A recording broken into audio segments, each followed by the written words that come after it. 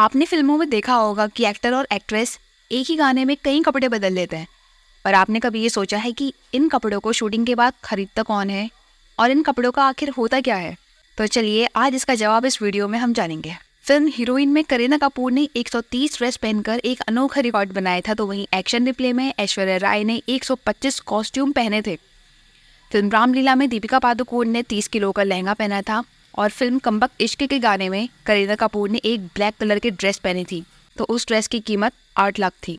लेकिन कभी आपने ये सोचा है कि इन फिल्म स्टार्स के ये पहने गए कपड़ों का आखिर बाद में किया क्या जाता है? कि इन्हें बेकार या यूज समझकर फेंक दिया जाता है या फिर इन्हें बाजार में फिर से सेल किया जाता है? इसे जानने से पहले हमें ये जानना होगा कि इन कपड़ों का खर्च आखिर उठाता कौन है।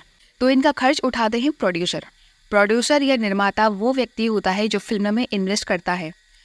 एक प्रोड्यूसर फिल्म बनाने में जितना पैसा इन्वेस्ट करता है उसे उस फिल्म का बजट बोलते हैं। इसमें एक्टर्स को दी जाने वाली फीस, टेक्नीशियन, क्रू मेंबर्स के आने जाने, खाने और रहने और एक्टर्स द्वारा पहने गए कपड़ों का भी खर्चा शामिल होता है। इन खर्चों के अलावा फिल्म बनने के बाद इसके प्रमोशन पर किए जाने वाला खर्चा भी प्रोड्यूसर ही उठाता है। तो अब करते हैं बात कपड़ों। देखिए, पुराने कपड़ों को कई तरह से इस्तेमाल किया जाता है। जैसे यशराज प्रोडक्शंस में बन रही फिल्म में सारे कॉस्ट्यूम पेटी में बंद करके रख दिए जाते हैं और हर पेटी पर एक लेबल लगा होता है, यानी फिल्म का नाम, जिससे ये पता चल जाता है कि किस फिल्म में किस लीड स्टार और सपोर्टिंग एक्टर ने कौन कौन से कपड़े पहने थे। इसके बाद जब कभी भी इस प्रकार के कपड़ों की जरूरत पड़ती है तो इन्हीं कपड़ों को दोबारा मिक्स मैच करके फिर इस्तेमाल किया जाता है। यहाँ पर एग्जाम्पल के तौर पर बता दें कि ऐश्वर्या राय ने बंटी और बबली के गाने कजरारे वाले आइटम सॉन्ग में जो चोली पहनी थी उसे 2010 में आई फिल्म बैंड बजा बारात में एक बैकग्राउंड डांसर को पहनाया गया था।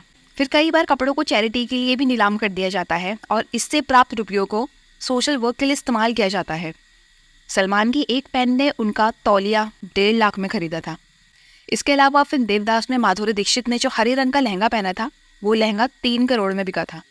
फिर कुछ डिज़ाइनर ऐसे होते हैं कि फिल्म में इस्तेमाल किए हुए कपड़ों को वापस ले लेते हैं। इससे इन डिज़ाइनर के कपड़ों का एडवर्टाइजमेंट भी हो जाता है और फिर बाद में उन्हें बाजार में बेच भी दिया जाता है। बताते चलें कि मनीष मल्होत्रा, अंजू मोदी और रीतू बेरी ज़्यादातर फिल्मों के लिए अपने डिज़ाइन किए कपड़े वापस ले लेते हैं। कभी कभी ऐसा भी होता है कि किसी एक्टर या एक्ट्रेस को कोई ड्रेस पसंद आ जाए या फिर कोई आउटफिट अपने हिसाब से डिज़ाइन करवाए तो वो उन्हें अपने पास रख लेते हैं। ये लोग भले ही इन कपड़ों को पब्लिकली कभी इस्तेमाल ना करें, लेकिन मेमोरी के तौर पर उन्हें अपने पास रख लेते हैं।